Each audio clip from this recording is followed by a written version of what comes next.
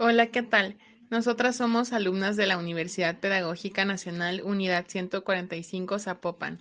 Nuestro equipo está conformado por Angélica Yanet, Viridiana Isés, Carla Carelli, Ingrid Dayame y Melanie.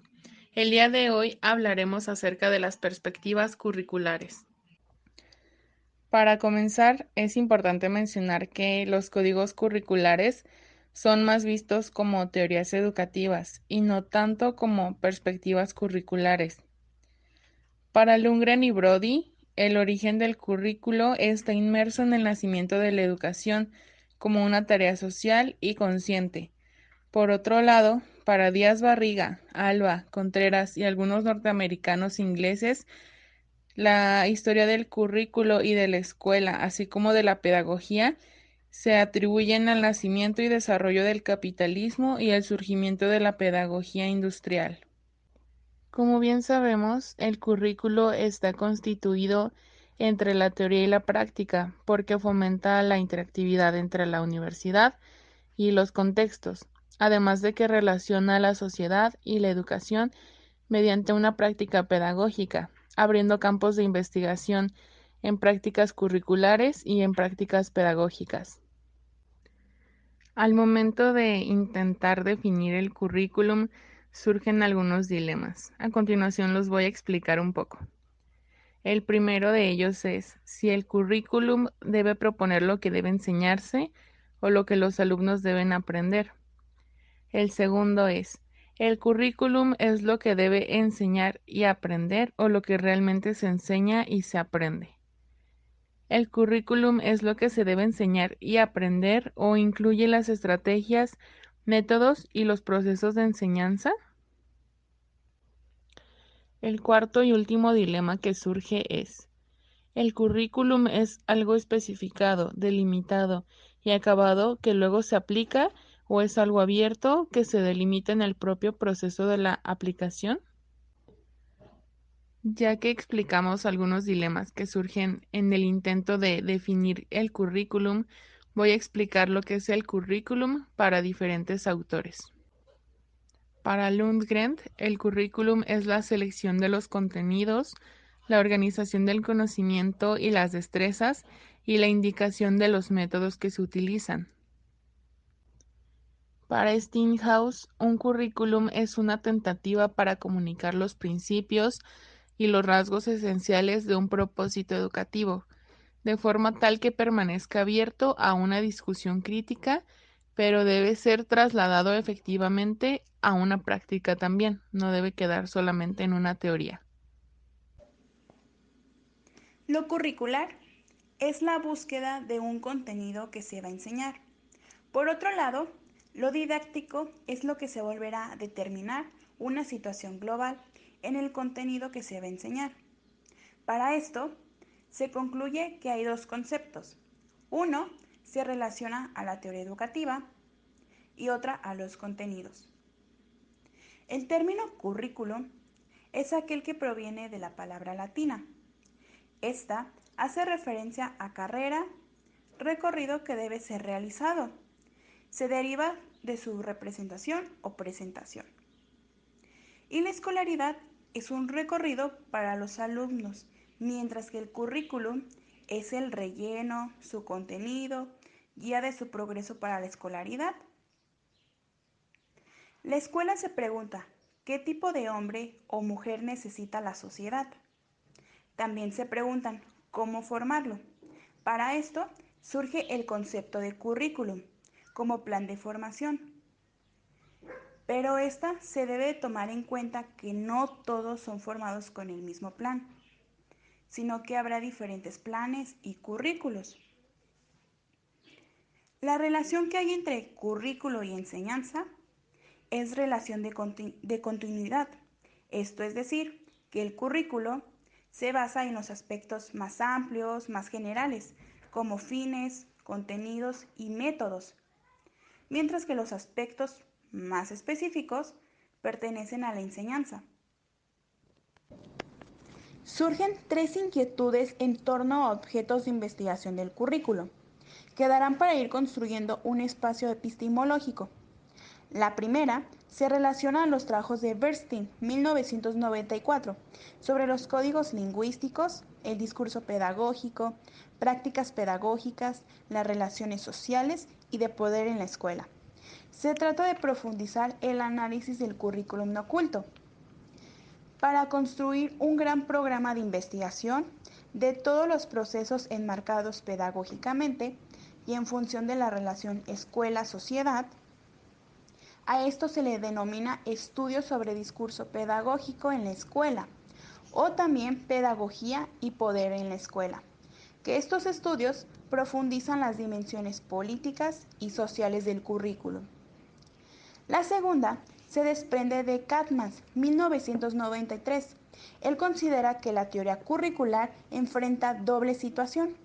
Por un lado, relación teórica práctica en el proceso educativo. Y por otra, la relación entre educación y la sociedad. Para la doble situación del currículo se nombran dos campos de investigación: prácticas pedagógicas y prácticas curriculares. En el currículum formal se formulan los objetivos, los propósitos, los contenidos, las estrategias de evaluación y de enseñanza. Todos estos elementos son necesarios para potenciar el proceso educativo. La tercera surge a partir de la consideración institucional de los tres tipos de currículums aceptados. El primero, el propuesto, es aquel documento aprobado por autoridades académicas. El segundo, el realizado, son actividades de profesores y estudiantes. Y por último, tercero, es el logrado, serían los egresados. De Tyler y Freire no solamente hay una diferencia de época, de contexto, sino de concepción, ya que no solamente por el carácter escolarizante de las definiciones de las dos culturas anteriores, sino porque la idea de Freire era involucrar una propuesta de formación en la naturaleza conflictiva de la sociedad y del ser humano en ella. Alba, Magezzo y en especial Grandi hicieron un avance a un marco teórico de referencia para caracterizar las diferentes propuestas curriculares. Este marco de referencia estaba construido sobre el discurso jabernismo, que era en relación con los intereses constitutivos del conocimiento.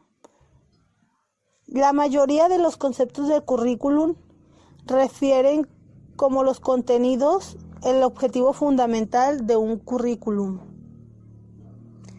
Estos son escenarios actuales, los cuales juegan un papel importante para las competencias y los contenidos que constituyen de todas formas el insumo más importante de un proyecto curricular. Habermas dio el conocimiento e interés y desarrolló lo que él mismo mencionaba, reconstruir la prehistoria del positivismo moderno en el propósito sistemático de analizar las conexiones entre el conocimiento e interés. Mientras que Grandi caracteriza los planteamientos de este texto como intereses constitutivos del conocimiento. Ahora bien, hablaremos de los tipos de intereses, que son tres: el técnico, el práctico y el emancipatorio, que son modos posibles de conocimiento. Comenzaremos hablando con el interés técnico, que busca descubrir y explicar los fenómenos naturales y sociales para su dominación técnica. Principalmente son los conocimientos que el hombre adquiere en su contacto con la naturaleza y que le permiten controlarla. Normalmente se basa en una corriente positivista y empírico-analítica. Además, este interés promueve el aprendizaje y se ocupa de explicaciones, datos empíricos, trabaja con propuestas hipotéticas, deductivas y fundamenta información sobre el diseño instruccional. Ahora hablaremos del interés práctico, que es comprensión del mundo social y natural.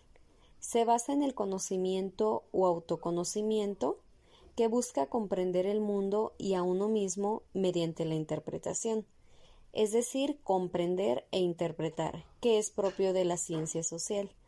Además, busca el equilibrio entre los diferentes actores sociales y naturales. Este interés busca el control y es un actuar con el otro para poder comprender.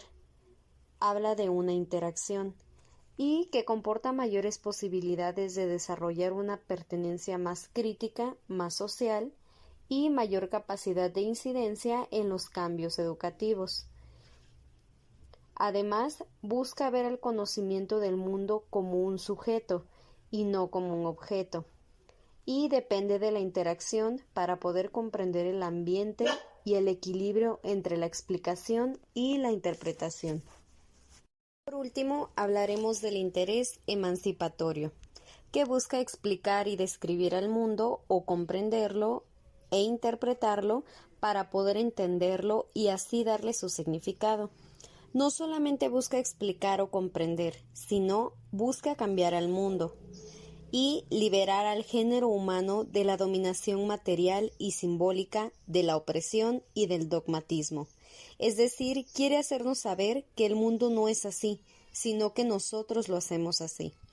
Estos tres intereses son aplicados en la interpretación y comprensión de los sistemas educativos y de las corrientes pedagógicas con el fin de mejorar su comprensión.